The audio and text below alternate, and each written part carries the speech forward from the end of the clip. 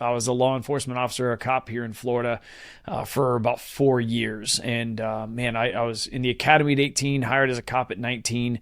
And man, I was a whippersnapper, dude. Like I was an ornery little fella. I did a lot of fun things. I ran on some special ops teams and did a lot of enjoyable, door kicking, face planting, body throwing, you Right. name it. I enjoyed it. And then I had a car accident, and the car accident left me paralyzed for a few months.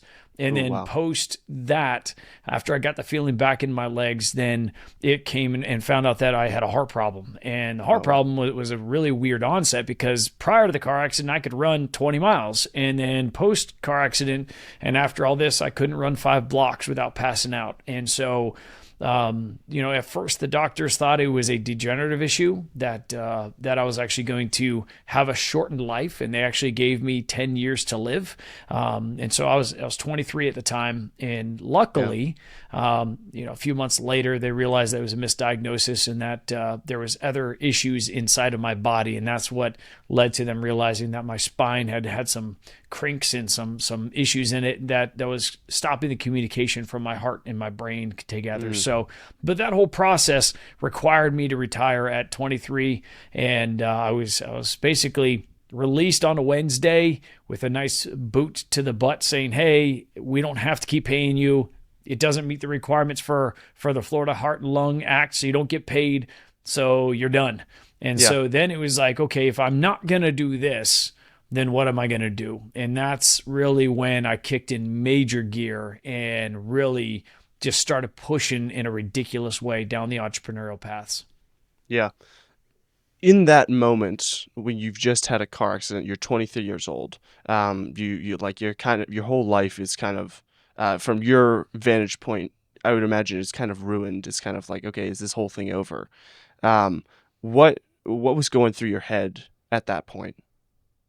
Man, at that point, I don't know what was not going through my head. It was like, how do I plan? What do I do? Is this permanent? Is this not permanent? I can't walk right now. Oh crap. Right. I don't want to be in a wheelchair the rest of my life. And like, I mean, you name it, the woe is me all the way through to like, I'm going to figure out how to walk. I tried that. Didn't work out very well. You face planted a few times. I mean, you name it, like Yeah. every single thing from insanities to over the top crazy to, hey, listen, we're going to go conquer something.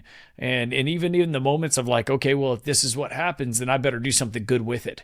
Right. And then when the heart problem came, man, that's when the darkness set in. I call it the darkness. It's Mm. that headspace that's like, you sit in this moment where it's like, man, your life is over. I can't be a cop. I can't chase my dreams. I can't do this. And I can't. Yeah. And if you're not careful, as fast as our brains process, they can process us deep into those dungeons. Mm. And so, man, that darkness sat in for a little bit of a short season. And then I had to basically snap myself out and said, oh, hey, listen, if this is going to be the cards that I'm dealt, then I better do something incredible on the backside to make it where I can help other people through the darkness because I've been through it and I achieved success on the other side and I did something Yeah. great on the other side. Yeah. Yeah. Did that kind of keep as your North Star throughout the rest of your struggles leading up to where you are now?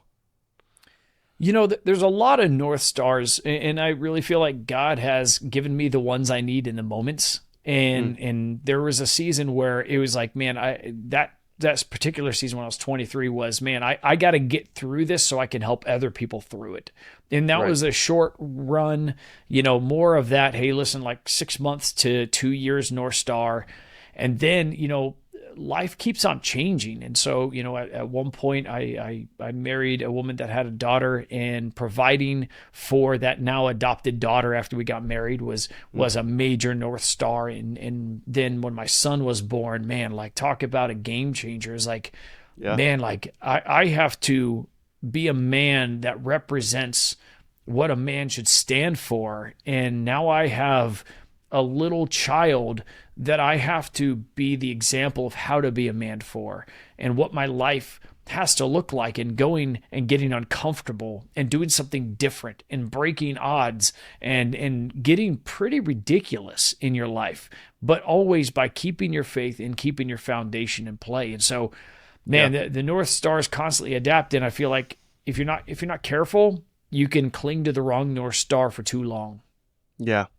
That I've talked to a lot of people who were like, people who had kind of a like, we'll call it a come to Jesus moment. Not necessarily that they came to Jesus, but that they were like, oh shoot, I got to get my act together.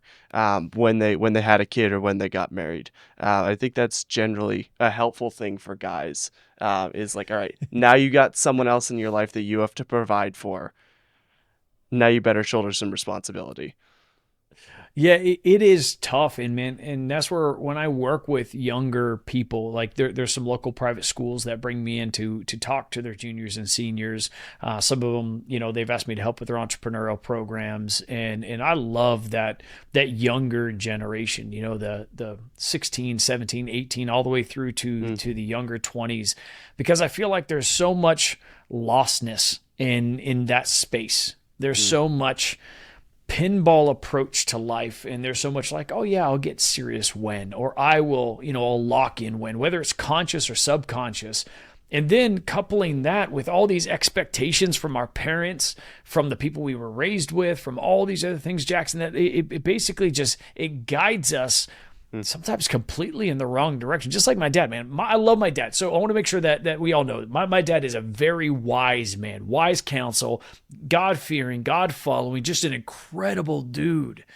But remember, he was raised by broken people too. And so a lot of different generations, we have these things that get pressed upon us, like him saying, hey, pension, retirement, pension, retirement, pension, retirement. When I told him that I was going to start my first business after I had to retire, he said, Nate, listen, I think you need to go get a job that has a pension or retirement. And I said, Dad, no, that's not me. I'm going to go build a pension or retirement. Right.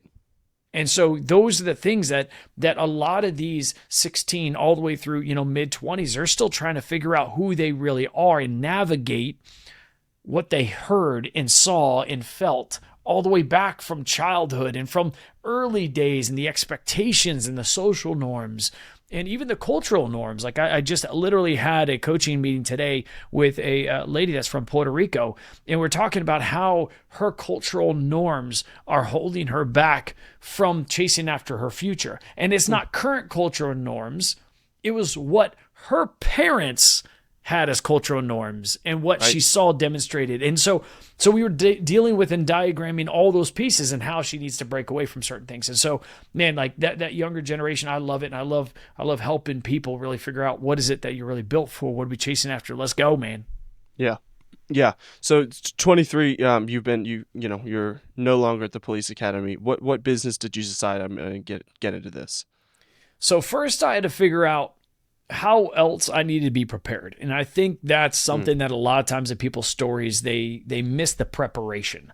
And so I'll tell you that when I was a cop, God gave me some great wisdom, and he used my dad, don't put all your eggs in one basket. And so he's like, hey, listen, if you're gonna be a cop, that's great, but maybe you should go to school for something else. And so I was going to school for business, going to school for finance, and going to school for like nerd stuff. And I was like, I'm assuming that I'm gonna use this at some point, even if I was gonna be a cop for 20 years. Man, I got hazed. You know how many times that I got called Rook Nerdy and like all kinds of names, because my real nickname as a cop was Rook Nasty, because I got into some fights and I got some gnarly wins. And so that's where my nickname was Rook Nasty. And then when I started going to school for business and stuff, they're like, all right, Rook Nerdy. And so it kind of changed a little bit. But so the preparation was important. And so by the time that I retired, very shortly after that, I finished my bachelor's, we're working on my master's. And so I was like, you know what, like, great, if I'm going to launch a business, I need to know how to sell. Like, great, I love people. I love talking to people. I can talk to people all day long.